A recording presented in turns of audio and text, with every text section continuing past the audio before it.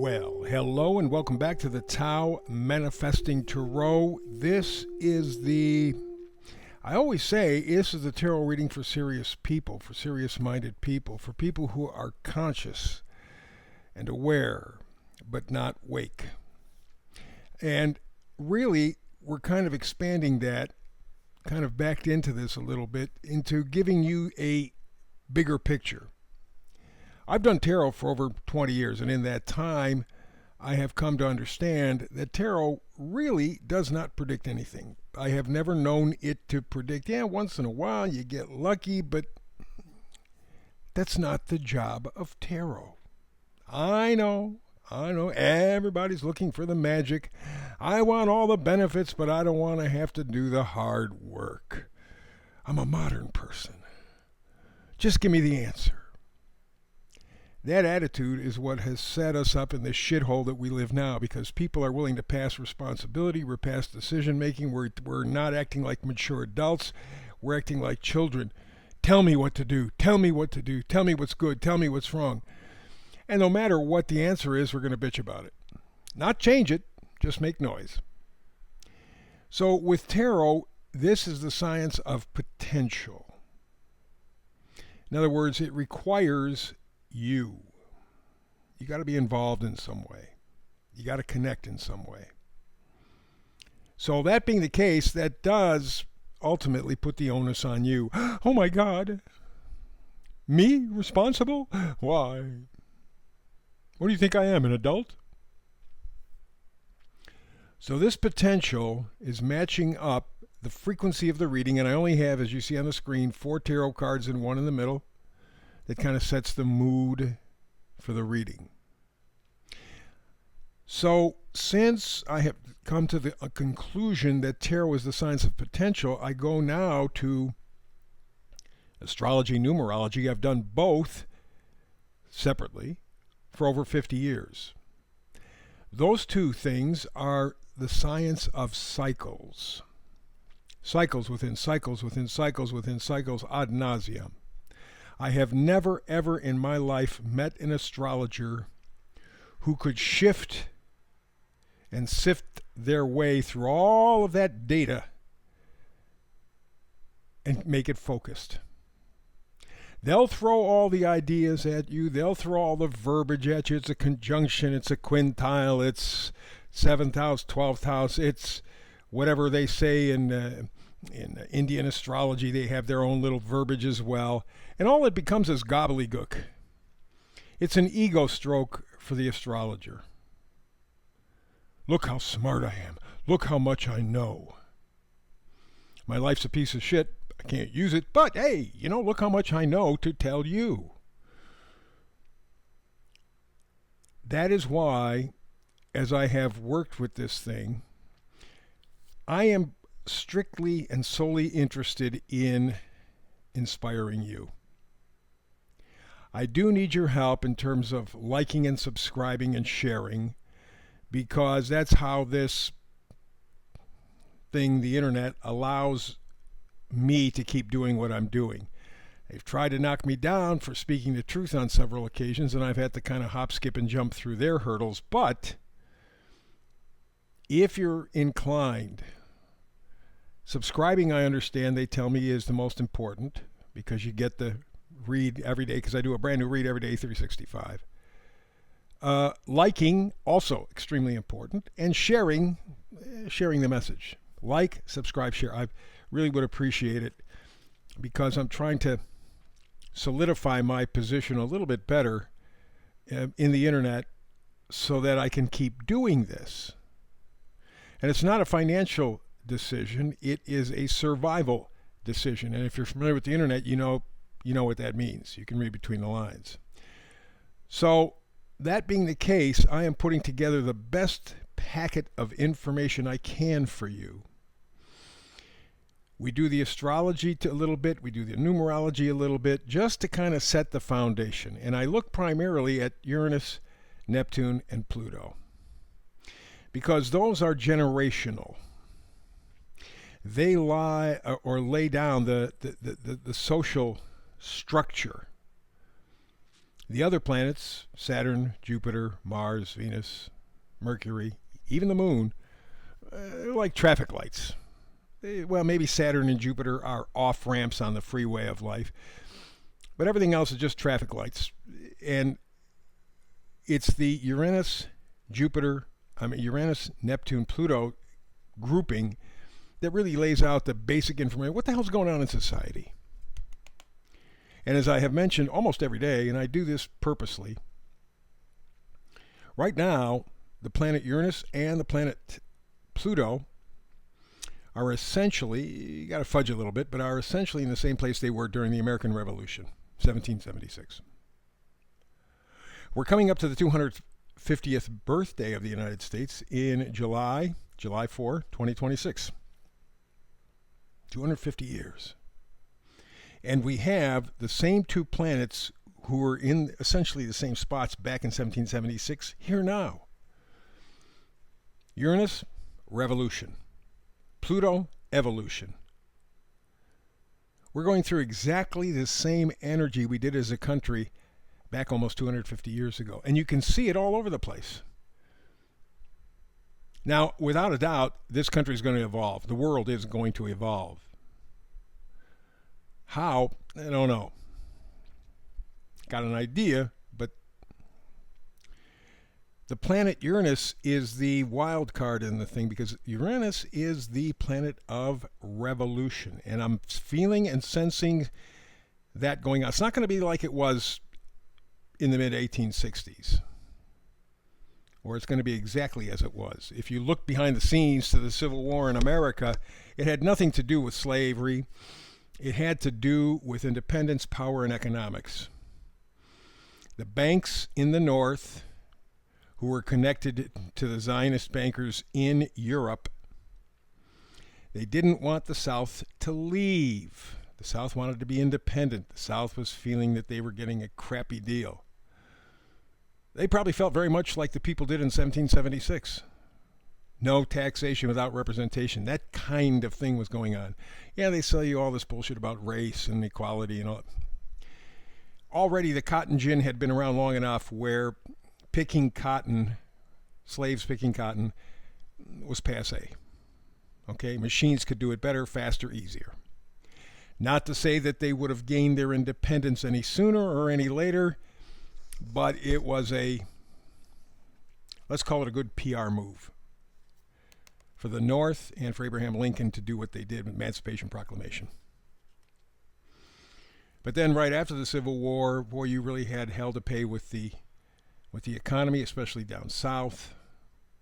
Carpetbaggers, all kinds of things.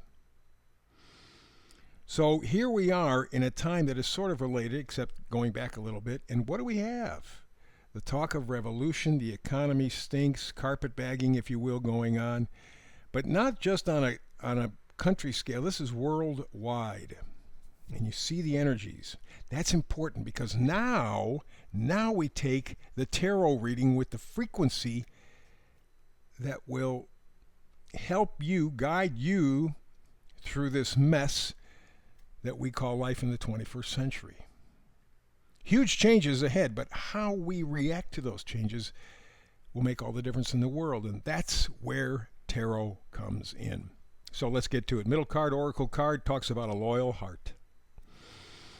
Now, there are some out there who are probably going, oh, well, you know, this is my spouse, this is my boyfriend, girlfriend, whatever. That could be, but it's not likely. Remember, tarot is the science of potential, your potential. The loyal heart is how you feel about yourself. How you think about yourself. How do you see yourself? When you look in the mirror, yeah, you see physically, but we're not talking about that. We're talking about what's under the skin, what's in the spirit, what's in the heart. Loyal heart. It's all about being loyal to yourself, not selfishly, but to your principles. Number up in the right-hand corner, 35. 3 is lining up our human trinity, which is the energy and the mind, the body, and the spirit. All those energies lining up, working together, kind of like a laser beam. 5 is going for change. And the 3 and 5 together equal 8, which means you're looking to manifest. You want to manifest change, but to do that, you got to get all your parts and pieces together. Recharge your human trinity. Align the energies of your mind, your body, your spirit. Most of us are nowhere near that. We're scattered all over the place, just like they intended. Those who are trying to conquer us, trying to get to the world, that has been their game from the beginning. Distract them, because you got them. And so far, they've been doing pretty well. So, when we talk about loyal heart in this reading, we're talking about leaning into you, leaning into your love, respect, honest caring for yourself. If you can do that, you can do it for other people. Here's the meme for today. Maybe, just maybe, your first love wasn't your first love. Maybe it was your first attachment. Attachment is all about dependency and what others can give you because you're empty. Love is about what you can give others because you're already full. Some goodbyes are not ends, but simply releases. And that's what the loyal heart means. More often than not, when human beings say to somebody else, I love you, they want something. They're missing something. Oh, if I just get this guy. Oh, if I just get this woman. Oh, if I just get this job. Oh, if I just buy this car, it's going to fill me. No, it's not. In fact, it's going to make you feel more empty. Because when you get there and you realize it's bullshit, everything that you believe, everything that you put on this individual, this thing, they couldn't fulfill it. That's why billionaires can't stop themselves. They are empty souls. And they act like it. So they keep getting money, keep getting money, keep getting money. If I just get enough money, and they never get enough, they never will get enough because the hole is in their soul and they can't fill it with things. That's the importance of the loyal heart. Let's get to the reading. So we go all the way to the left. This is pretty much where a lot of people stand these days. I would say the majority of the planet for sure. And that's the 3 of Swords. 3s again, mind, body, spirit. 3 swords in the heart. Every aspect of a human being, that trinity, mind, body, spirit, has been attacked, has been lied to, because swords are information, data, also lies, and sometimes, once in a while, if you're lucky, truth. But this card says nothing about truth. It says about pain, it says about inflicted pain. It says they have actually put those swords into your heart. And you've just become aware of it or admitted it. The next card kind of follows up nicely with it. This is the High Priestess. Talks about intuition, wisdom, subconscious mind. And it is in reverse. She's facing out. That means at this moment, and it's appropriate because we got a Mercury retrograde, Venus retrograde. We're just coming out of an eclipse, and we're going to hit one in a few days. We're in a very powerful period. I think Neptune is going to step into Aries, which is going to complicate things because Neptune and Aries they're different energies. So there's a massive bit of confusion. You're feeling the pain, 3 of Swords, but you're sensing something else. The High Priestess is opening you up to something else, and it's not clear. Cards in reverse, it's not clear. You're feeling it. You're on the edge of the frequency, but you just can't get to it. Don't worry, it'll come in time. What it's doing, however, even though it's kind of like pea soup, you can't see through it, it's forcing you to take a look at what's important to you, and that's the 2 of Pentacles. Pentacles are not things, they're our value system. In the New Testament, Jesus says a human being cannot serve two masters. It's either God or mammon. We have chosen mammon. What that's done is make us all little bots. Not human, less than human. That's guaranteed. We're just bots. We're not even pawns on a chess set. We're not even that. And so going through all this, realizing that you've been stabbed in the heart, realizing that there is something more, even though you really can't grab it, you're coming to the realization, again, it's in reverse, you're coming to the realization, you got to change your value system. That's coming up. I'm thinking April, May. People are going to see things differently, feel things differently. And hopefully, finally, it'll take us to our final card, the Queen of Cups. Kings make the proclamations, queens do the work. Queen of Cups says, love yourself. Love yourself. Which, again, has to do with respecting yourself. Giving yourself a little bit of elbow room, but keeping the responsibility. We always forget that part. We always want the freedom, but we don't want the responsibility.